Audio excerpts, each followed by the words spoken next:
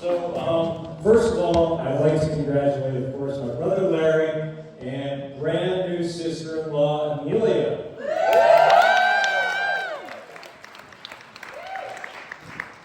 And of course, I also want to thank Amelia's parents, Cynthia and Joel, for throwing this wonderful party for all of us tonight.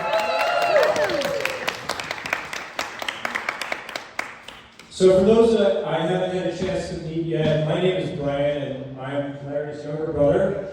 And in my capacity as such, it's always been my greatest joy in life to annoy Larry.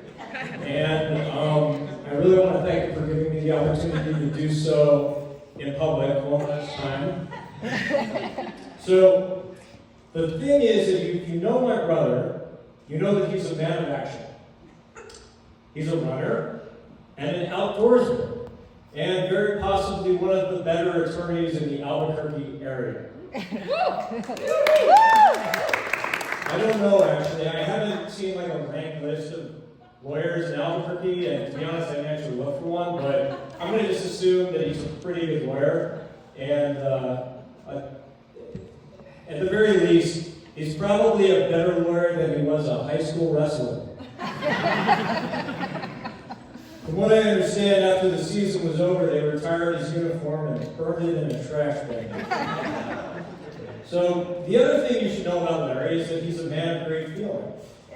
In his younger years, he would talk your ear off about wanting to save the whales and the trees and all that hippie stuff, and I thought that was pretty cool. But the thing that took me a long time to realize was that how unique he is as a person who thought and felt so deeply about things. For better or worse, my brother is incapable of not thinking and feeling deeply, not only about the state of the world, but about every area of his life. He can't phone it in, is what I'm trying to say. So, when I heard that he was dating somebody new, I was sure that she had to be somebody pretty special. And I wasn't disappointed.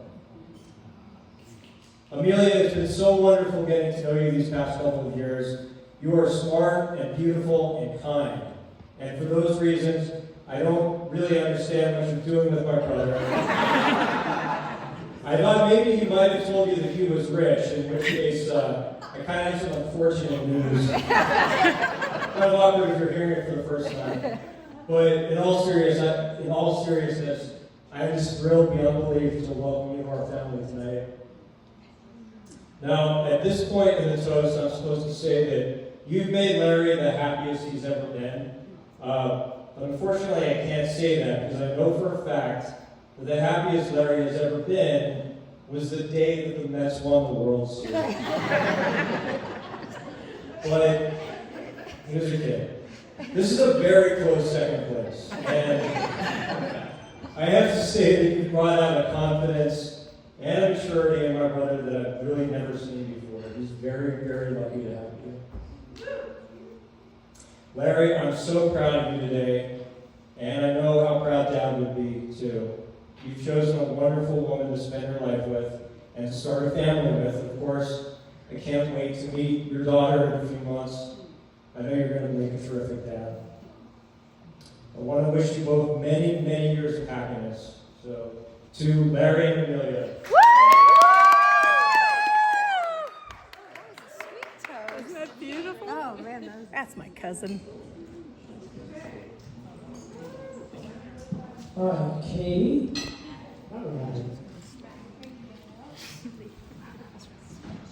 Thank you, Brian. That was a beautiful speech, and I'm really grateful to follow you. So, sweet Amelia, what a tremendous honor and joy to be celebrating you, my dear, and wonderful Larry on your wedding day. With all of you cherished family and guests who have traveled so far and so wide to come celebrate with us, wearing the weather of snow, possibly a little sleek roads, we are so grateful you made it, even without stockings and without jackets during that ceremony. We're so grateful you're here. And truly, I'm also so grateful that we were able to travel the paths that we took, that we can all be here now to celebrate Amelia and Larry on their beautiful day. 21 years ago, I met Amelia. It was our first day of high school. We bonded over our shared past of homeschooling, of our love of theater with Miss Colleen throughout our high school years, and having a twin brother who, well, we each have a twin brother, like not the same one. But we loved them immensely. Although as homeschooling, they were like our classmate, our best friend, also our biggest arch enemy. So we were really excited and delighted to be able to meet new friends, especially as 14-year-old girls. So in that, we found each other as a best friend. And we continued to grow our relationship through cross country and through studying way too many hours. We were high-achieving perfectionists, which has a downside, but we survived it. And also, most importantly, supporting each other during some of life's hardest challenges and biggest challenges that sometimes span decades. And so, dear Amelia, you kind, beautiful soul, you encountered and endured seemingly insurmountable odds in those trials and tribulations over the years. Yet even in the darkest of times, your light of goodness, kindness, immense thoughtfulness, and care for others in the world shone so brightly. And you always continued to give, even when you were in some of the hardest parts of your journey. And we didn't know if you'd make it through, but you did. And even in that, you were like asking me. I remember we were moving, my husband and I. We met with Joel and Ashley and the Shelburns, who shared an office with Joel for many, many years at Loveless Women's Hospital. And we were moving Amelia from a top floor apartment to a bottom floor apartment.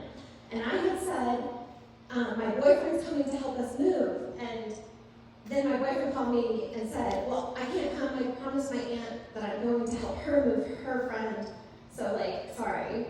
And then lo and behold, who knows it, but my boyfriend shows up to help move them, although he didn't know he was my boyfriend yet. He hadn't told anyone yet, told me I was his boyfriend yet. And so it was real awkward because then his aunt was like, oh my God, you're Katie's boyfriend. And he's like, what, boyfriend? Anyway, Amelia was very, very sick at that time. And she looked at me and she's like, he's a keeper. He's so sweet, he's so wonderful. And she helped me celebrate my wedding 3 years ago to Josh. So I'm so grateful for that. And I'm so grateful for the journey you've taken to really progress in your growth and your healing and your overcoming these huge challenges. And then you met Larry, that kind, gentle, intelligent, like really, really intelligent. I don't know if I've ever met somebody who knew so many facts about so many useless things, but they elaborated them together and like just like wow the whole room continuously, especially at like Friday night club nights. Or maybe it was a Thursday night.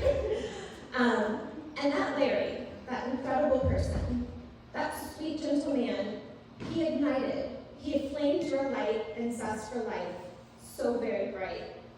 You both together are truly shining, glowing in your love for one another more and more brightly as time passes and your relationship grows. In fact, that beautiful, mutually nurturing, nourishing, oh my goodness, thank you, Larry, for all of those many pandemic meals, late night Netflix. You helped bring Amelia back to life during that time. And thank you so much for that. And also, you started to develop this steamily, sunshinily, hot love of yours that is so bright and strong, it sparked new life early on. And so, Miss Ariana Leia, this is for you, named for your dear great aunt, Lorraine Leia, who's just so beloved and so missed. But you're going to carry this bright, beautiful light of hers and of your parents into the world, and you're going to come into the arms of such a loving, caring, and all-around phenomenal couple that will be the best, most warm, and devoted of parents. I know all of us here, we are rooting you on, you're are cheering you on, and we are so overjoyed that you can join us in this special wedding in the womb. It's the perfect timing, truly. So we can't wait to meet you until March, so please stay where you're at. And with that, Amelia and Larry, the happiest, biggest of congratulations on your luscious love, your blessing of a bountiful baby early, and the miraculously magical wedding that this is. May you keep leaning into each other. May you keep choosing each other day in, day out, through the hard times and the good times and all the times. And keep flaming each other's loving spirits and that flame within your own souls. And know that we all in this room are cheering you on and supporting you every step of the way.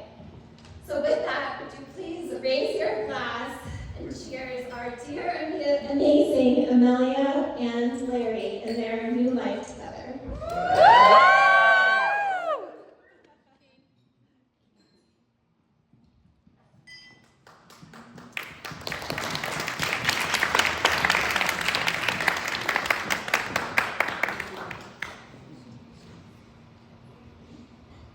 I'm going to try not to make the mistakes that most dads make where we talk about our daughter is one of a kind and the most wonderful person in the world and there's no one like her, and I'm just going to summarize it by all that's true. But I remember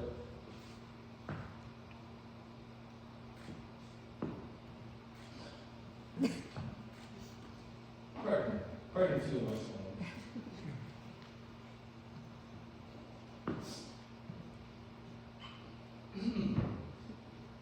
Do you remember when we took that trip to the Hornado del Muerto Camino Real Museum? And I remember you walking to the end of this bridge during one of your more challenging times. And we didn't know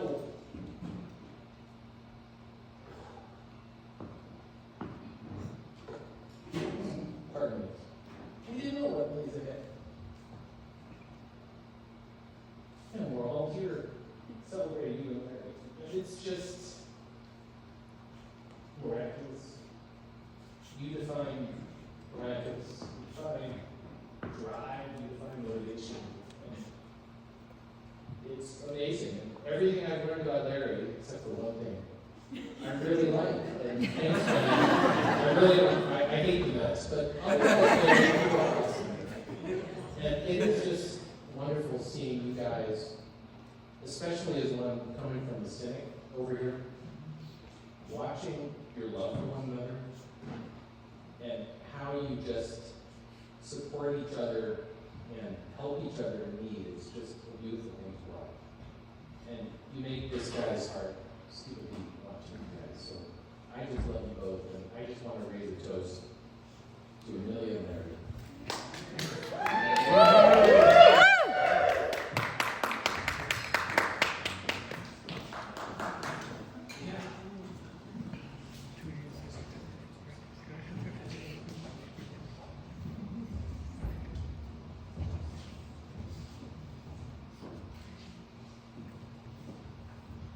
So, I'm Amelia, and I could be verbose, as you know.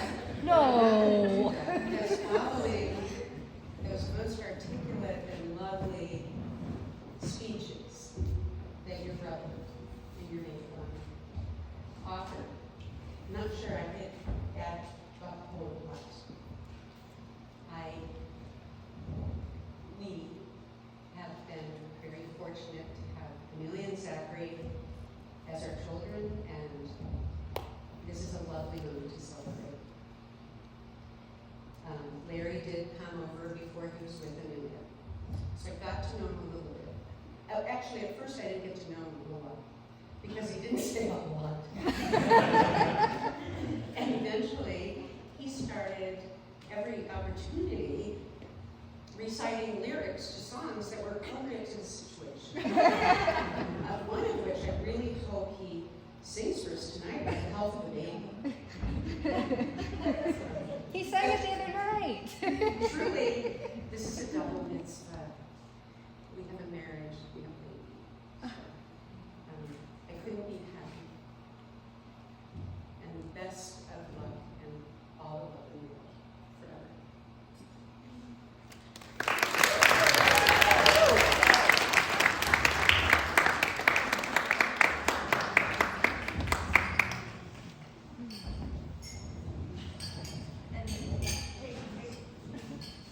Cynthia, raise a glass. I toast.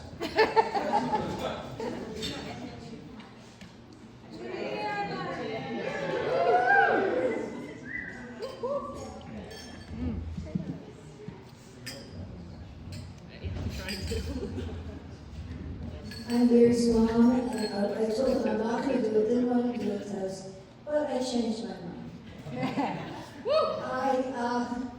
I just want to say that sometimes I think it's a miracle that soulmates find each other. It's a big world, and I think there are people that are meant to be together. And Mary's dad and I were people like that. And I think I'm so grateful that this was a miracle that they found each other, because I think they are soulmates. I also wanted to mention that today is not only going to be their anniversary, but it's also the birthday of Billy Conklin, who was the daughter-in-law of my dear twin sister. And not only is today her birthday, but on Thursday, she is going to be on Jeopardy.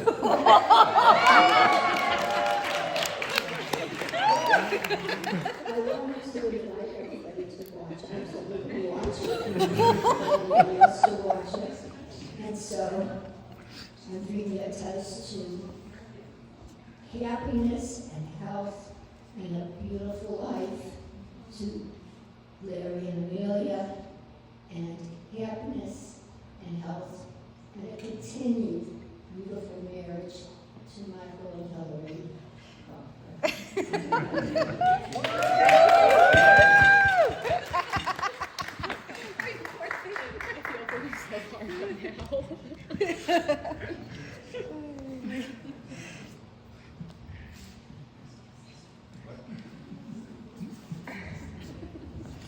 Oh, that was funny. And on Thursday. All right, so right now we're going to get ready for the cutting of the